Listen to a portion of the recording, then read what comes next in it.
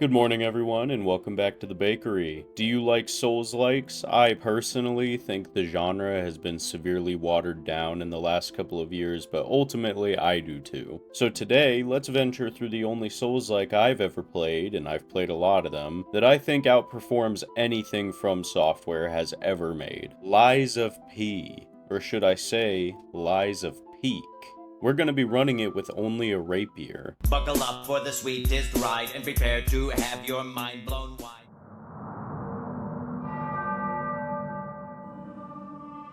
As I said in the intro, I love Fromsoftware, and their impact on gaming is undoubtedly monumental. However, I do think the Souls-like genre has been seriously oversaturated over the last few years, most likely because of the unparalleled success of Elden Ring. Yeah, that's right, I'm a D1 Elden Ring hater. However, out of every game in the genre I've played, including, let me say again, including all the FromSoft games, I think my #1 favorite of all time is Lies of P. Not only is Lies of P a solid Souls-like in its own right, but it's unique enough to remain interesting and separate from all the rabble in the genre. And in my personal opinion, it has outperformed FromSoftware at their own game. I love this. It wouldn't even be right to call it a game, honestly. This expedition, experience, artistic expression. It might sound silly to some describing a game this way, and maybe I am a little silly for that, but it is an incredible story that deserves to be experienced by more than it has been.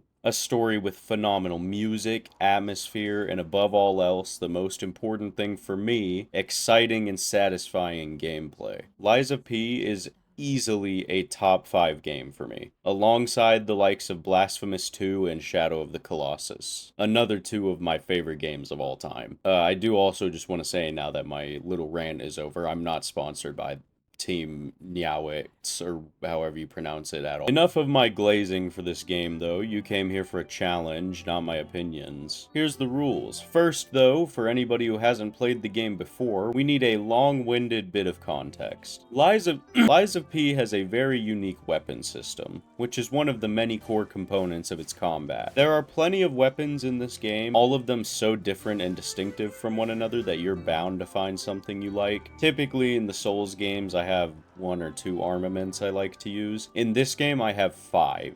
That's how much variety there is. Anyway, part of what makes each weapon so special are the game's fable arts. Every weapon has 2 fable arts to choose between. Think of it like having 2 ashes of war. And these are determined not by weapon, but by handle and blade. Now, that might sound strange to some of you who haven't seen or played the game. Let me explain. Another core mechanic of this game's combat is the ability to swap handles and blades for weapons to mix and match the fable arts, movesets, range, and scalings to your liking. The main rule of the challenge we'll be attempting today is rapiers only. However, that doesn't mean we can't change the blade. At the beginning of the game, we selected the path of the bastard to start with a rapier. Later, though, we are going to find more weapons with blades that will fit our situations better. As long as we hold on to the rapier handle, the blade can be whatever we want, because the scalings and movesets are tied to the handle. Otherwise, we can use any P-organ upgrades. You'll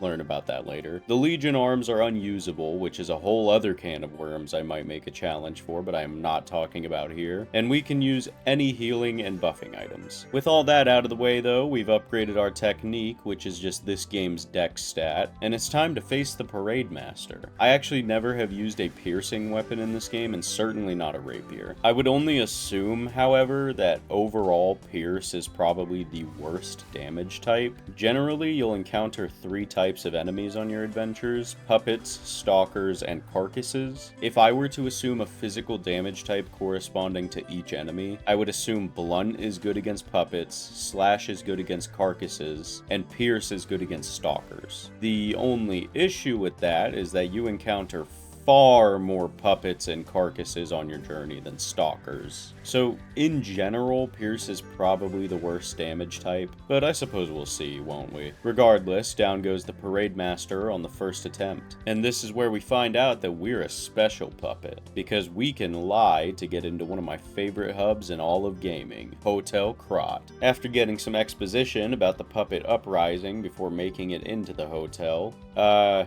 we can't currently do much here. I promise the hotel isn't always this boring, it's just it's the beginning of the game. We can't really do much here. For now, all we can really do is continue our journey, so off to Elysian Boulevard. Oh, I guess we can't leave until we talk to everyone. I guess it kind of makes sense, considering the puppet string is your first introduction to the different arms in the game. Let's just go ahead and switch that back. Yeah, there we go. Now we're off to Elysian Boulevard. My first playthrough, I thought this tram was actually going to fall on me. I think it'd be really funny if there was a chance in each of the playthroughs that it could fall on you. But other than that little bit of dialogue for me, there's not much to do here. I mean, it is the intro. Since we picked up this heavier frame, I also want to mention that I'm going to be trying to stay in a light load the whole run. Light load is kind of hard to hit in this game compared to the Souls games, because you can raise your load capacity like the Souls games, but the way the weapons and armoring works makes it really hard to get into a light load. However, if you can maintain a light load, it gives you a much easier time with dodges and stamina regeneration. So I'm going to be trying to stick with that. Ironically enough, though, a mistimed dodge is actually what causes our first death. Here's our next boss, though, the Mad Donkey. This is a stalker, by the way. After that fight, I feel like I've had enough experience with the weapon to have an opinion on it. The damage isn't great, and it doesn't provide hit reactions as much as I'd like it to. However, it does attack nice and quick, and it's very light in consideration of our equipment load. I personally would prefer a heavier weapon, but this is okay, I guess. Here's Giuseppe Geppetto, however, essentially our father, now free from the donkey terrorizing him. Geppetto gives us the Skyrim treatment of meeting us and immediately asking us to do something for him, so it's off to Krot City Hall, I suppose, and our first real boss. That's right, both those previous bosses were introductions to the two types of boss fights you'll find. Monsters, puppet fights, and metahumans are classified as monsters in the game, and stalkers, meaning this is our first actual fight, the Scrapped Watchman.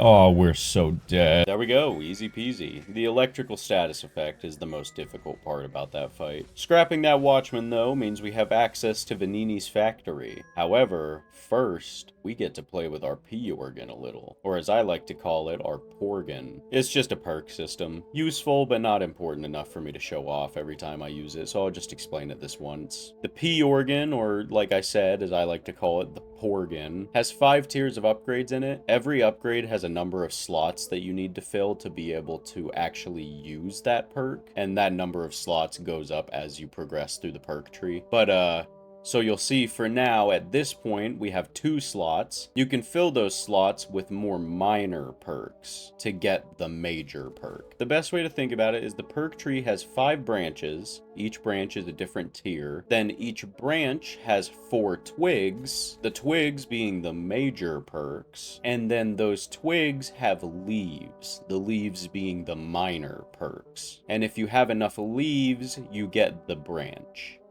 Does that make sense? I'm not doing a very good job of explaining it. You just kind of have to, like, see it or play it to get it. Anyway, enough of that. In the factory, if we drop down this hole at the beginning, we get the Salamander's Dagger. Now, I haven't really found any blades worth using until this point, but I have been very excited to find this. Our rapier, at the cost of some of our range, is now going to inflict fire damage when we attach this blade. Sick. The hot blade won't be useful here considering the zone boss, you'll see what I mean. But after opening this Trinity Sanctum for one of my favorite outfits in the game, and finding Vanini, which means we can finally start moving forward on upgrading our weapon, it's time to face our next boss, Fuoco. I'm pretty sure I said that right. It's all Italian names. I knew a little bit of Italian a long time ago. I didn't actually know this until my most recent playthrough. It's kind of embarrassing. But when he lights the floor on fire, if you run behind one of these pipes, the fire can't hit you. I feel like it is an incredibly obvious mechanic that I was completely oblivious to. Down goes Fuoco on our second... That doesn't sound right. Down goes Fuoco. Fuoco? I don't know. On our second attempt. Sweet. Now we can find a destroyed Pochiena. I'm pretty sure that's right. And it's time to start on those upgrades. Why do I insist on putting the names? Why can't I just make my own name? Now, you might be wondering why I waited until we got Vanini and his puppet to the hotel before upgrading our gear. It's because Pochiena sells different cranks, like the Technique crank that we have just purchased and used to boost the Technique scaling on our rapier handle, going from a B scaling to an A, which is also the best we're gonna get. All the rest of our damage is gonna have to come from status effects and the base damage of our blades. But look at that sweet, sweet 160 physical on our base rapier blade. The blade swapping is kind of situational, so we aren't gonna have to equip it now. Eventually, though, we will be using it. Hey, look, the big pipe wrench, also known as my favorite normal weapon in the whole game. My favorite weapon in general is one of the DLC boss weapons. I'm not gonna spoil what that is, but this wrench is easily my favorite regular weapon. We've made it to Moonlight Town, though. Next stop, St. Frangelico's Cathedral. You can't trick me this time, bridge. First time I ever played this game, that bridge dropped me into the little canyon below, and ever since I've always jumped over the middle of bridges in this game. Alright, on our way up to the cathedral. The reveal is like this game's Anor Londo, and the gameplay itself is like a cross between Blighttown and Earthen Peak. Though, surprisingly, it's not as frustrating as either of those. This tower climb specifically is what I would say is the hardest part of the zone, but even this isn't too bad if you know how to play. And because two of my friends didn't know this, even though it's like super obvious, I'm gonna let you guys know in case you play the game. In the zone, there are 2 braziers you can drop to burn up 2 of the decay pools. The pool at the bottom of the tower, and the one before the boss fight. Make sure you knock them over, so you don't get decayed. Before going into the fallen Archbishop fight, I'm pretty sure he's weak to fire, because all carcasses are. So let's go ahead and upgrade our Salamander Blade. Drop that onto our handle, and here we go, strutting our way into the arena. This fight is definitely the first skill check in the game, and overall, I feel like it's a really solid fight. When the game first came out, this fight was equivalent to the Elden Ring release Radon in difficulty, but now I think he's a really solid example of, hey, you know the mechanics, now put them to use. Archbishop down, and a cutscene showing that we have unknowingly fueled Simon Manus's ultimate plan. That's right, Manus. We'll get to that later.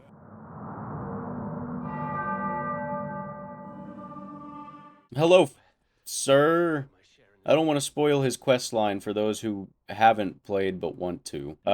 This is the boss weapons merchant, though. I'm actually trying to get the achievement for having every boss weapon, though, because I usually just use the ergo for the weapons that don't look interesting. So I'm going to be waiting until the end of the game to use all the boss ergo at once. Having made it to the Path of the Pilgrim, though, we're about a third of the way through the game, so I think we're done for today. Good progress, team. Day 2, here we go again. We're on the Path of the Pilgrim, also known as the Old Crot, left to rot. I'm Dr. Seussing it up in here. Aw, poor bear. I feel so bad for doing this. Speaking of bears, did you know bears are actually remarkably emotionally intelligent? The article I was reading didn't give much detail on the name of the bears or where it is, but apparently there was a brother and sister bear duo in captivity, and after his sister died, the brother bear experienced serious depressive episodes, sleeping less and becoming less active, indicating that the loss of his sister impacted him greatly.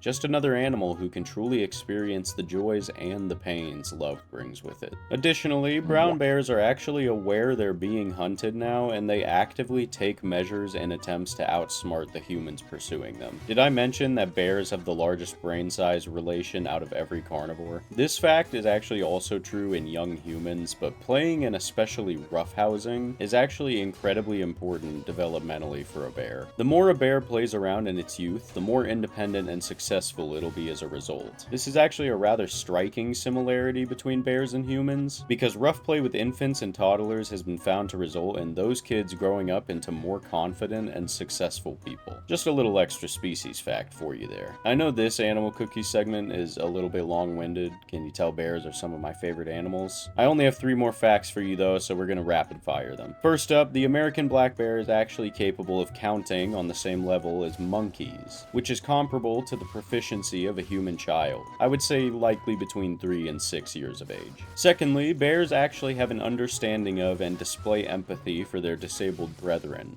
in sanctuaries being observed as more gentle and helpful with these bears. Finally, one of my personal favorite facts, you see this hump on the shoulders of the grizzly? This huge lump? Yeah, this crazy mass is 100% pure muscle. This mass is the extent of how much shoulder muscle they have, giving them strength enough to lug their heavy asses scarily fast up trees. So, maybe don't go out and wrestle a grizzly. Now I hope we've learned that bears aren't just violent, senseless animals like movies and shows depict them. Bears are capable of empathy and complex emotion, much more intelligent than portrayed. I've got good news and bad news. The good news is that the American black bear has recently become the second bear species to be considered healthy in the environment. The conservationists and researchers behind their endangered status believe their population is on the rise and they're no longer threatened. The other species with this fortune is the brown bear. And yes, the grizzly and the brown bear are not exactly the same thing. It's a square is a rectangle, but a rectangle is not a square situation. The grizzly is a subspecies of brown bear that's pretty much got some early 2000s new metal frosted tips on its coat, as well as living in alpine meadows and valleys. While brown bears are, well, just brown, and generally live in different environments because it's kind of just a classification. Okay, that was the last fact, I swear. Now we come to the unfortunate news. Those two threatened species of bear make up 25% of the species in the world, which means that there are 6 species that are threatened. Yeah, there's only really 8 families of bear. Seems kind of small, huh? Well, we may only have really been talking about the American species today. Those are actually of the least concern on the endangerment index. There's a lot of bears in Eurasia as well, and unfortunately, they're all endangered. These are the 6 threatened species, from most to least endangered, according to the International Union for the Conservation of Nature, or IUCN. They are the giant panda, the sun bear, the Asiatic black bear, the sloth bear, the Andean bear, and the polar bear. These 6 of the only 8 bear species in the world are either already threatened or are vulnerable to endangerment. I'm gonna get a little personal here and say I wish so much I could do something. Not donate, not spread awareness, I mean actually do something. I wish I could do something tangible and felt to help these animals out, but I suppose I'll just need to settle for hopefully spreading awareness in a fun, interesting, and educational way. Now that my rant is over though, please, if you're feeling generous and want to see all these guys as well as the more than 16,000 other endangered species stick around, visit the World Wildlife Fund in the description and donate to help animal conservation. The willingness to help the helpless is one of what I believe the core attributes of being an upstanding citizen, not just in a society, but in character as well. So if you aren't able to donate, because I know people from all walks of life see my videos, please just spread awareness. If you can't just do nothing, but there's nothing you can do, just do what you can. Little Boondocks quote there. It's a good philosophy, a great one, but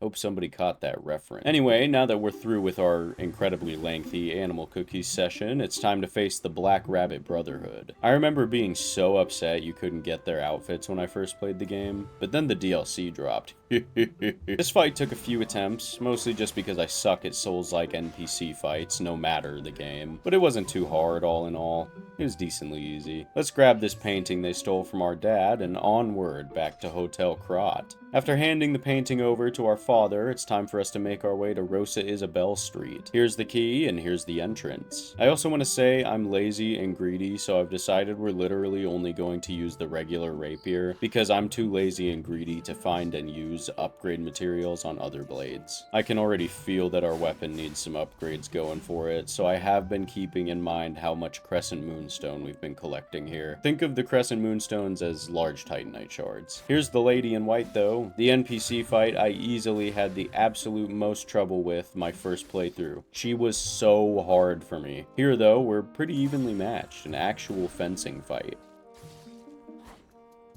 Man, I wish you could just talk to some of these people. Though, I mean, I suppose their immediate aggression is warranted, considering recent events. So, after making it out of the sewer to find myself back here, I came to the realization I may or may not have forgotten where to go. It was only after I ran all the way back around to the entrance of the sewers that I remembered this second, much more obvious tunnel that I missed. I realized we've already hit the crescent moonstones we need to upgrade our rapier to the next material, so we do that real quick. What?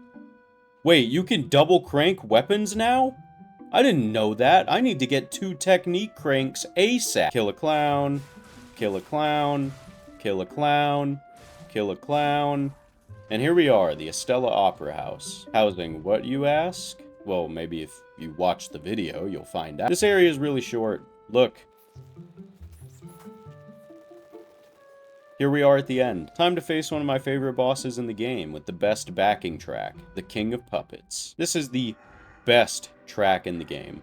I can't hear it because my music is muted for the recording, but I'll give you guys the privilege of listening to it, because I just love you like that. This fight's definitely a tough one though. If the Fallen Archbishop is the first skill check, this is the first boss that tells you you aren't good enough and to prove him wrong. This, in addition to the cinematics, music, themes, and rhythm, make this one of my favorites. Not my favorite, but definitely a top 3.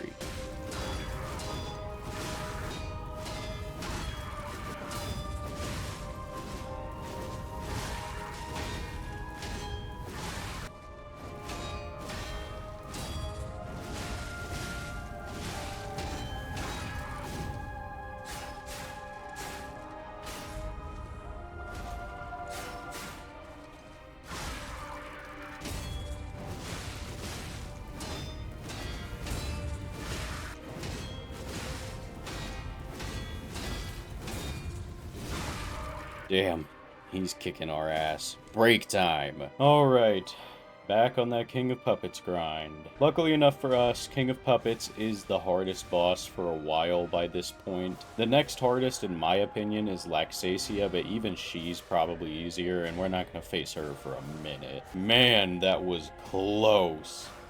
Literally, the only reason we ended up winning that is because for some reason, Romeo decided not to do his flaming flurry rush of oppressive power attack. The timings on that attack are so awkward I couldn't consistently parry it. Hey, look, it's Geppetto, just waiting for us.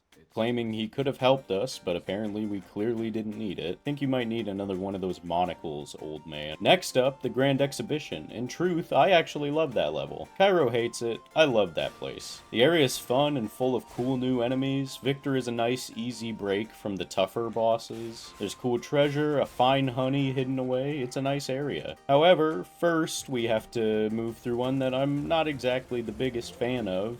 Lorenzini Arcade. Mostly because it introduces these things. These disgusting, poisonous, pustule, sac blue things. We did get a new blade though, a regular physical damage one, so I'm wondering if that'll be a better replacement for us. Here we are, the Grand Exhibition. That didn't take too long, right? Getting to the halfway point of the game, only 23 minutes into the video. Oh, okay. Never mind. Bye-bye, Grand Exhibition.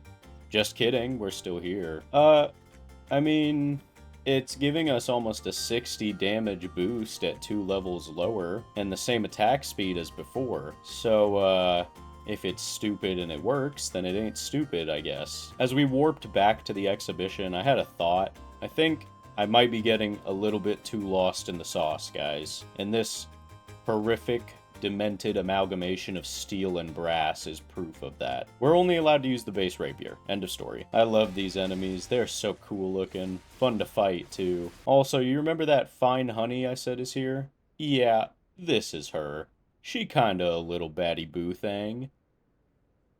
My fault? Look who's calling, Arlecchino. Arlecchino easily has my favorite story in the entire game. We already answered one of his riddles, so this is going to be the second Trinity Sanctum we're going to open out of the 5. Please play this game in the DLC, guys. Please, it's so incredibly worth it. We found a Krot supply box, so we hand it over to Paulandina in the hopes it'll allow us to purchase a half moonstone, and okay, never mind. What do you know? It doesn't. Can't say I didn't expect that, though. Horgan upgrading time, and look, guys, we're turning into a real boy. Nope, okay, never mind. She just wanted to tell us about the old lady getting older. Time for this almost real boy to face Victor, though. We got pretty close on our first attempt. Victor is definitely on the easier side of this game's bosses, but it was time for me to leave because I was going to see 28 years later with my friends. Don't you worry, you silly little viewer, because I'll be back to continue that fight later. 5 hours later. Alright, I'm back. And that was certainly one of the movies of all time. The first half felt like playing The Last of Us, like that's the feeling, the vibe. And the second half felt like going on YouTube and watching an hour-long Leon Kennedy useless backflip video. What were we doing again? Oh, right, Victor. Yeah, our first attempt after getting back, so our second attempt overall, we win in a victory pretty humiliating for the ironically named Victor.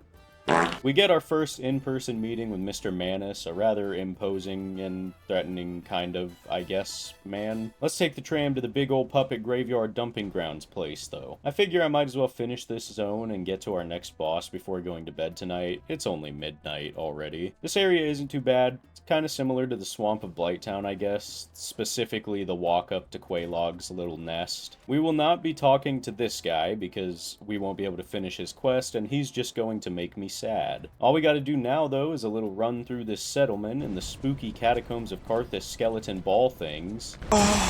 And here we are at the big green monster. It's still sorta early, I guess, so let's give him the old college try. First, however, we crank one out on our weapon. Whoa, wait, what the hell? Why does it tell me to use 2 technique cranks, then? Why would it say that? Well, alright, bedtime. Next day, and I get to start with Big Green Monster. Yay. He honestly wasn't too bad. We eliminated the Goopy Gooperson on our second attempt of the day, obtaining his golden ergo, meaning we can finally make our way to the Alchemist's Tower. Oh, Alidoro's here too. That doesn't really matter. The Green Monster has a backdoor tunnel leading to Krot Central Station, where we now find blue gassy all over the place, and what is easily the toughest regular enemy we've faced so far. Why are they the toughest, you ask? Well, they have armor, and our blade just bounces off of it. So all we can do is charge heavy and use our Fable Arts to punch through it at like 150 damage per attack, against an enemy with almost 10,000 health. Hey, look, it's where we started, and a secret room with a letter I ain't reading, and an armor part in this safe. Let's go ahead and face the robber weasel, though. If I remember right, I'm pretty sure this is the last necessary stalker fight, other than the second Black Rabbit fight. The less fun Black Rabbit fight. I don't want to die. I just wanted a full belly. That's not so wrong. God, I feel terrible for killing these people. This merchant sells us the large capacity corrosion converter, which is going to be vital for the next 2 fights for us. Otherwise, though, we open this door and get the reveal that Krot has been totally and utterly destroyed. This right here, that you're watching right now, was really annoying. I don't even know why. This just really pissed me off. Bad. We did find another Krot supply box, though, meaning we can now purchase the materials to bring our weapon up to +9. Here it is, only 1 upgrade left, and it's already not good enough. Great. Time for Walker of Illusions. Oh boy. This was easily the absolute most difficult boss for me my first playthrough. It's not even a main actual boss, it's just a mini boss. Whoa! What the hell? We're done? What happened? We only used half our heals. What is even happening with this run? After an event that I thought I would be encountering a lot more than not at all when I was a kid, we learned through telepathy that the hotel is being ransacked, and Simon Manus discovered how Sophia was communicating with us. Now, before we move forward, I do want you guys to know from here on out, everything in the video is going to be major story spoilers. So if you're planning on playing this game, it might be better for you to stop here and come back when you're done with the game, because I would hate to spoil not only the fantastic base game story, but I'm probably also going to run through the incredible DLC story as well. So if you don't want that spoiled, set this aside until later. Thank you for watching up to when you did. Alright, everybody buckled in? Final call.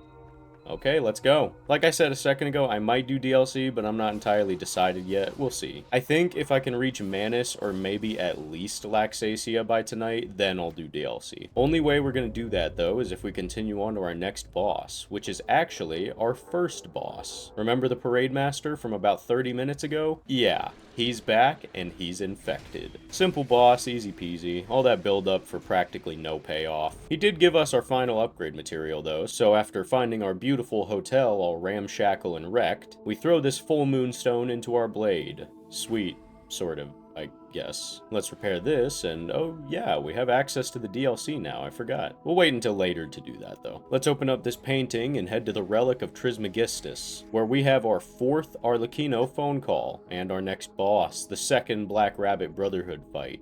Yuck. I had a thought during the first attempt of this fight that might be the biggest, smartest idea I've ever had. During the second phase, triggered when only one sibling is left standing, the eldest busts out of the coffin to rock you around a little bit, making it a duo fight until you can dispatch one of them. I had an idea though. After I eliminated the first sibling, I got the last sibling down really low, then neutralized the second sibling. When the phase transition started for the eldest coming out of the coffin, I simply put one more hole through the last sibling and boom. All I had to do was have a nice slow dance with the eldest. Easy peasy. But that means we get to see one of my favorite callbacks to the original Pinocchio story. This submarine. It's a whale.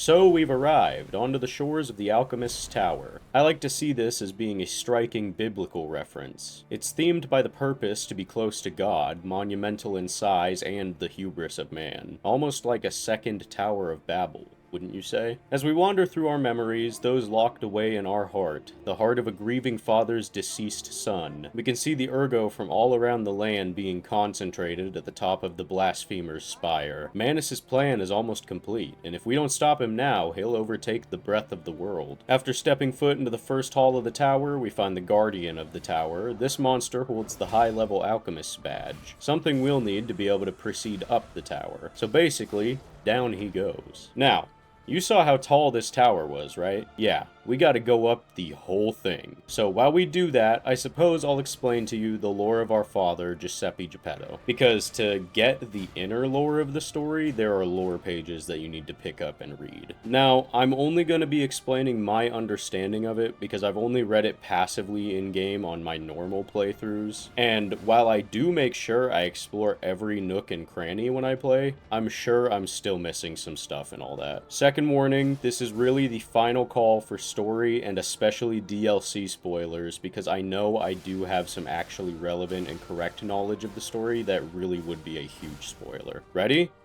Alright, here we go. The time frame for the events of the game is very vague. The game never tells you when all of this went down or how far back in the past the DLC takes place. If I had to guess, I would say the DLC takes place a year or two in the past, and in the main story, P woke up a day after everything truly went downhill. In the base game, it's revealed Geppetto is the one who caused the puppet frenzy. You may have seen in the video some dialogue and references to a Grand Covenant. That was created as an absolute set of laws by Vanini that the puppets need to follow. Vanini's parents were murdered by a puppet, the first puppet to awaken with violent tendencies, actually. Arlecchino. After this happened, when Vanini grew up, he created the Grand Covenant, the 4 laws being a puppet cannot harm a human, a puppet must protect Krot, a puppet cannot lie, and above all else, the commands of the creator must be obeyed. Now, that last one is the most important of them because Vanini isn't actually the supreme creator of the puppets. Geppetto is. Now, with the context of the Grand Covenant, we can move to the other side of the story. Geppetto lost his son Carlo to something. The game never directly describes what it was, but based on dialogue in the DLC, I assume it was a rather violent end. You remember that painting we picked up way earlier in the game? That one that looked just like us? That wasn't us, that was Carlo. Do you see what we are yet? In Geppetto's grief over losing his son, he created Pinocchio, or I guess his name in the game is P for stupid-ass Disney and its copyright reasons. But he created P in the spitting image of his son to have him back. But as we know, we started as a puppet. That's why creating us was only half his plan. And now we get to how this all ties together. Geppetto didn't just plan to make a puppet in his son's image, he intended to bring his son back from the dead. It's revealed in the DLC, keep in mind that the story takes place sometime in the past, that the alchemists have found a way to create life from non-life using Ergo, as Ergo is actually more akin to souls from Dark Souls than you might think, because it's the concentrated life force of many of the dead. So Geppetto and the alchemists had an overlapping goal to concentrate all the Ergo of the world into one place, and the best way to do that was to cause a mass extinction event for the beautiful country of Italy by having Geppetto, the supreme creator of the puppets, command them to revolt against the humans, overriding all the other laws. In the end, Geppetto expects P to eliminate Manus and his Arm of God, where he then plans to use the Arm of God and the concentration of Ergo in the space to bring Carlo back to life through P, which you can go through with as one of the 3 endings. That's the basic story though, as I perceived and interpreted it. Of course, a lot of the story is told passively and through lore pages you pick up, so I might have gotten things wrong, and I probably did, but that's the general skeleton. Even if I did do a terrible job of explaining it, I just kind of hit the major points. It goes more in depth, and it becomes more interesting. I promise. Here we are though, at Fine Honey Laxasia, so it's time for the challenge to continue. Hopefully that background was good enough for you to understand what's going on. I like the Laxasia fight a lot. It's not one of my top 3s, but I would definitely say probably number 4. Definitely a top 5. My number 1 and 2 spots are actually both DLC fights, funnily enough. The DLC is just awesome. She's causing us a little bit of trouble, but we already almost killed her, so I'm sure we'll be able to do it easy peasy tomorrow. Alright, we're back. I mentioned streaming some of the challenge in a YouTube post, but I decided that is going to be the next session, or not at all. I get anxious about streaming, like what if no one shows up, what if I have bad commentary, It doesn't matter. Whatever. Here, though, as you can see, we defeated Laxasia pretty easy on our second attempt of the day. All it took was a break and hanging with my boy Cairo watching some Diary of a Wimpy Kid. By this point, though, all I have left to do before I start the DLC is free our father and make it to the final necessary fight. First, though, here's the real Sophia.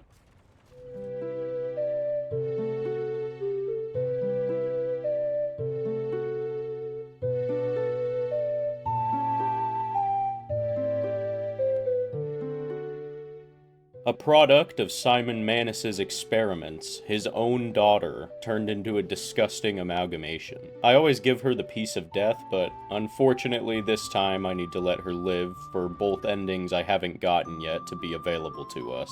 I'm trying to get the achievement for one of the 2 endings I haven't gotten yet, and unfortunately that means leaving Sophia to suffer. Sophia. She's gone, pal. I can't sense her anymore. After that, though, it's a pretty straight shot to our next couple objectives, so after quite literally... Oh, okay, never mind, that's what I get for rushing. It's still a quick process, though. Here's Red Fox, who we spare, here's our father, and we lie and tell him he was a good one, and here we are at the Stargazer just before Manus. You know what that means, don't you? Time travel time. This is the real final call for spoilers. I know I already called twice, but now, by this point, we're starting the DLC, so it is literally all gonna be spoilers.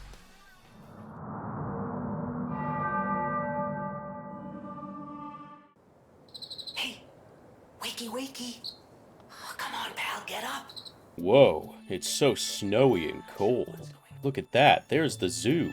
Let's go! I tried to run past this big monkey carcass guy. I only played the DLC once when it released, so I don't know all the enemy names yet. But he wouldn't stop chasing us, so we just had to put him down real quick. Now, though, we're actually in a museum that I would love to go through in real life. Fun little mancakes fact, I love museums. Did you know if you use the Play Dead emote the DLC added when the bears are aggroed on you, it actually makes them disengage? I just thought that was a little cool detail. Here we are at the first boss of the DLC, though. I remember having so much trouble my first time fighting this guy. Let's see how much trouble I have now.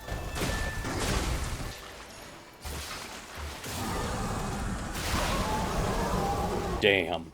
I remember that took me 2 hours before, and now all it took was 3 attempts. Crazy how much better actually beating the boss makes you. You guys also have no idea how excited I am for this next level. The level itself I actually don't care too much for. I hate the puppets here, but this is my second favorite boss in the whole game. Holy moly, I love this boss fight so much. We gotta actually get through the zone first, though. As you can see here, the great man-cakes thought the other alchemists would stop chasing him when he entered the necessary enemy encounter, but they didn't. We still came out victorious, however. I hate these enemies so much. Climb, you fool! Okay, here we are in Lady Marchiona's room. I love her boss fight so much, but you'll understand why being in this room is a privilege when you see her. Dear Lord, she's the finest souls like honey in a minute. Speaking of Marchiona, here she is now. Oh! Sorry, I had to compose myself for a minute. Really though, I absolutely love this fight. It is so much fun. Not my favorite though. It's my second favorite. Just wait until later, you'll see my favorite. God, that fight is so fun. It was definitely kind of difficult, but it wasn't as bad as the first time I fought her. I was stuck on her for a total of like 5 hours the first time. This time though, it was more like 30-40 minutes. Still an awesome, super fun fight though. And the rapier's still kind of underperforming, but it's okay. I expected it. Here we get our first clue into the story of the DLC, as we see a vision of Leia, the legendary stalker, coming across one of, I presume, Arlecchino's art pieces left for her. His title is The Blood Artist, after all. While this plays out, let me give you some backstory. Leia is actually the stalker who trained Carlo. Remember, the boy we're made to be? By this point, Carlo has already died, and Leia has gotten over her guilt after much trouble and stress. She reacts the way she does after finding presumably the coat of her other apprentice, the one who wasn't killed, the one who Carlo saw as an older brother. This other apprentice is Romeo, also known as the King of Puppets. See how this is already all starting to tie together? It gets crazier. Just wait. This right here is probably my favorite area in the whole game. I love the carnival. It is so much fun to go through. We're not going to be spending much time here because, you know, speedrunning the game for the challenge. It's so fun to go through normally, though. The best location in the whole game.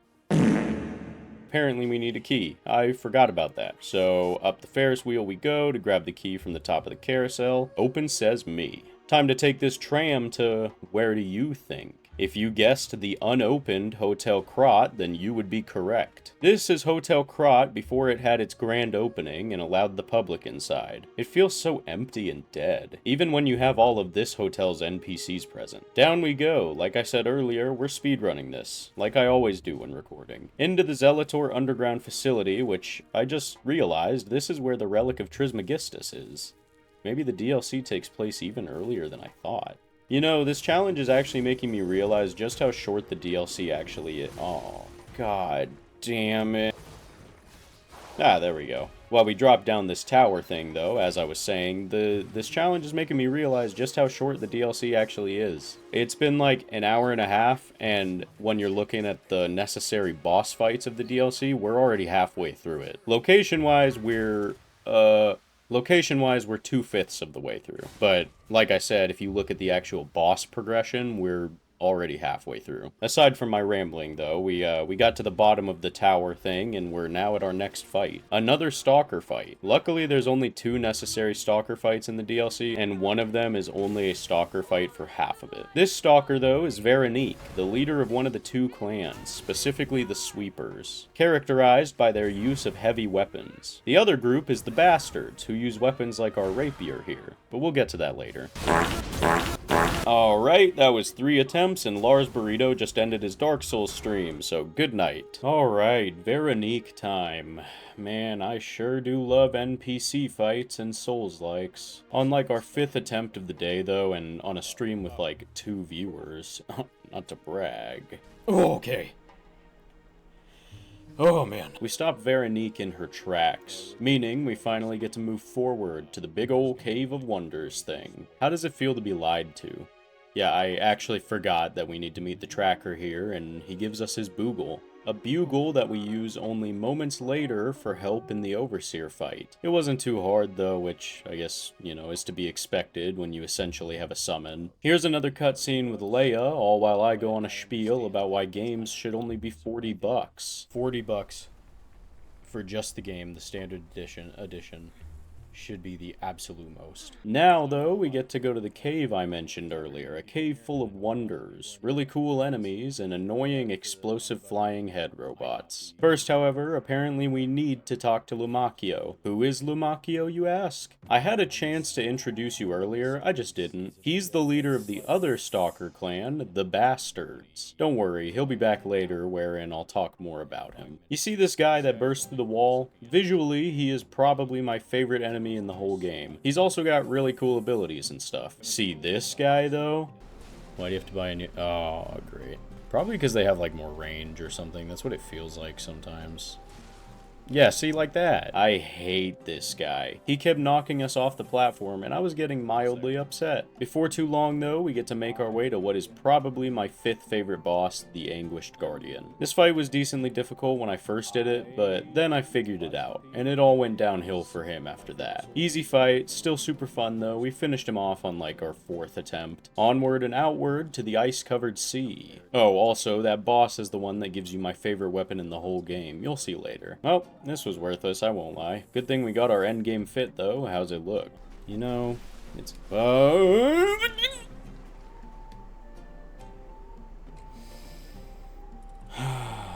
Alright, though, here's the Lumacchio fight. I'm scared, guys. Oh, I forgot how this fight goes.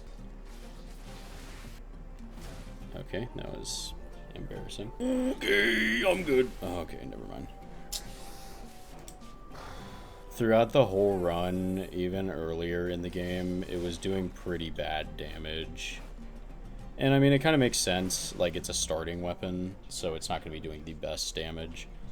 But, like, it is bad. So, I was right to be scared. Lumacchio is throwing way more of a wrench in the works than I thought he would, so, here's what I decided. I was gonna still run the base boss on stream. Like I was gonna run the base end of the game on stream. Yep, I decided we're just gonna finish out base game and I would worry about the DLC the next day. So here's Simon Manus, a disgusting pustule man, greedy for power. Look at his body, too. Remind you of someone? Maybe a certain Dark Souls someone? Maybe someone with the same last name? It's Manus, I'm talking about Manus. Okay, there we go, cool.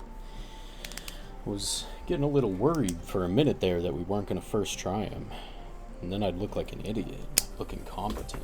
There we go, Simon Manus down. There we go, Simon Manus down. If you were wondering, yes, I decided which ending we're going with. I'm also trying to get the achievement for having all the boss weapons on one save, and unfortunately, that means facing Nameless Puppet. Now, I haven't fought Nameless Puppet too many times, literally just because I kill him so quickly, but I do remember him being decently difficult my first time. Our father asks for our heart to make us a real boy and bring Carlo back, but we refuse. He's disappointed in us. So much so, he sends his killer puppet to do the dirty work, and the fight is on. Let me explain. The Nameless Puppet is heavily implied to be Carlo's reanimated corpse. Yeah, pretty metal. This is why Geppetto needs our heart, so he can insert it into the chest of Carlo's corpse and bring him back to life. I chose to do this ending I'm missing, not the one where you don't have to go through this fight, because I figured, oh, it's just Nameless Puppet, he's not that hard. Boy, was I wrong. I spent the last hour of the stream fighting him until like 2 in the morning.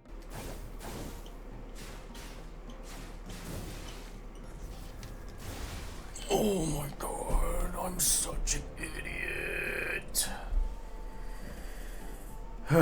Before I decided, you know what, I'll just finish him off in the morning. So now, tomorrow morning, I have 3 bosses to kill.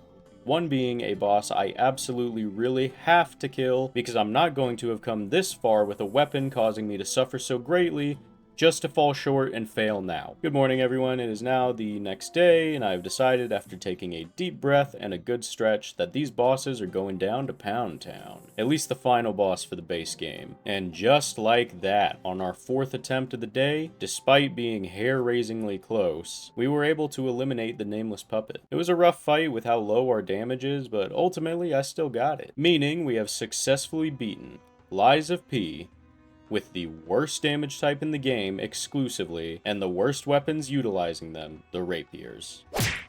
Well, I guess rapier with 2 different blades. However, that's not the last thing we have to do, is it? If I recall correctly, we still have 2 bosses to eliminate, don't we? So let's redeem all our boss ergo so I can have the achievement for having all boss weapons. Let me show you real quick too. This is my favorite weapon in the whole game. You make it out of the Anguished Guardian's ergo. It's a gun sword with a super powerful and fun moveset. Anyway, looks like we're back to meet with Lumakio. Alright guys, Lumakio is still kind of kicking our ass, so I think it's time we bring out the big guns. The original idea for the challenge was that the blades I swapped the vanilla rapier blade for would need to have some kind of drawback. That's why when I put the Spear of Honor blade on the handle, I said we're only allowed to use the regular rapier blade, because the Spear of Honor blade had no drawbacks, it was only positives. However, the Salamander blade is going to make a reappearance. Why? Because it has less guard retention and range than the rapier blade. Those are the 2 drawbacks that will allow me to utilize the damage type change to fire damage and hopefully kill Lumakio decently quickly because fire is great against carcasses. Boom! See, just like that. All it took was a change of blade. First attempt after creating our new weapon. And it's still allowed in the challenge because, just like I described, the Salamander blade has drawbacks in place for the damage type swap. Now though, Lumakio is repenting to us for what he's done, and since I left him to suffer my first time I played, we're gonna spare him his existence through death. If you're wondering how he turned into that monster, the alchemists gave him a choice of an elixir that would provide him with power. However, you should never deal with alchemists. Lumakio's greed overtook him, and in the end, he simply became one of the alchemist's experiments. There's a bunch of lore pages in this ship that we're running through, but I'm not picking them up. They talk about the final boss, and I want him to be a surprise, since he's actually the next boss. We do have a bit of a jog until we get there, but here's the lighthouse. It's a pretty cool location. Too bad we aren't sticking around. Onward to the Rose Estate. First, though, we meet Leia, the legendary stalker, in the flesh. She thinks that we look familiar, but she can't place why. Petrification disease be damned. Leia is a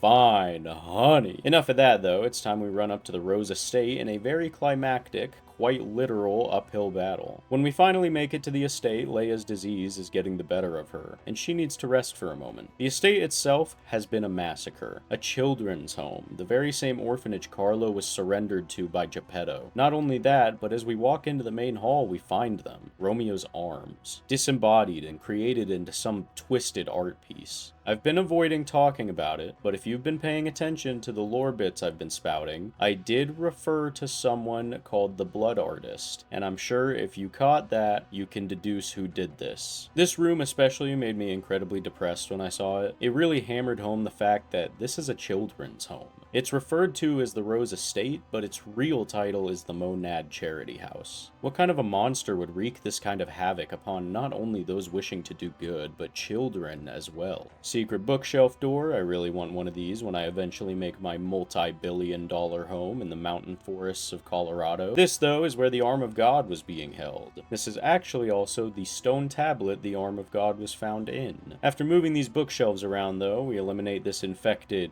cop, I think. Open these doors, and here we are. The final fight. The one who caused all the destruction and tragedy. The one, the only Blood Artist. Arlecchino in his prime. This is my absolute favorite fight in the entire game. I love this fight. I wish more games had you fight imposing forces in their prime as bosses, because this one is amazing. Just wait until the second phase. I'll stop now for the montage.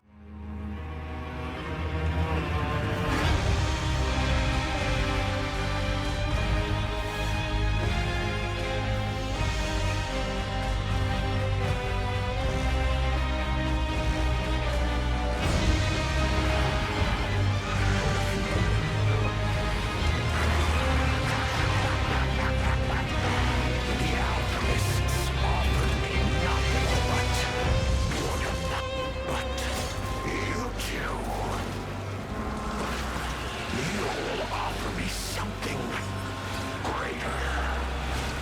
Won't you?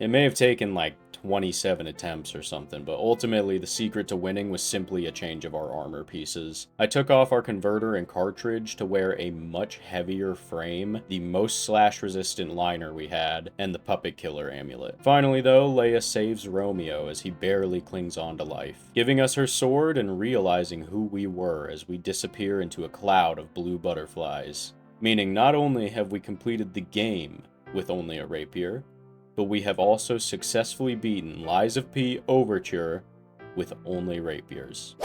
If you're upset about the use of the salamander blade on 2 fights in the challenge, 2 things. Remember that I stated that swapping blades is fine in the rules. I only decided later in the game that the blades need to have drawbacks to them, and the salamander's blade does have drawbacks to it. Also, I tried really hard those 2 fights to just use my weapon, my base weapon, but I was just stuck on them.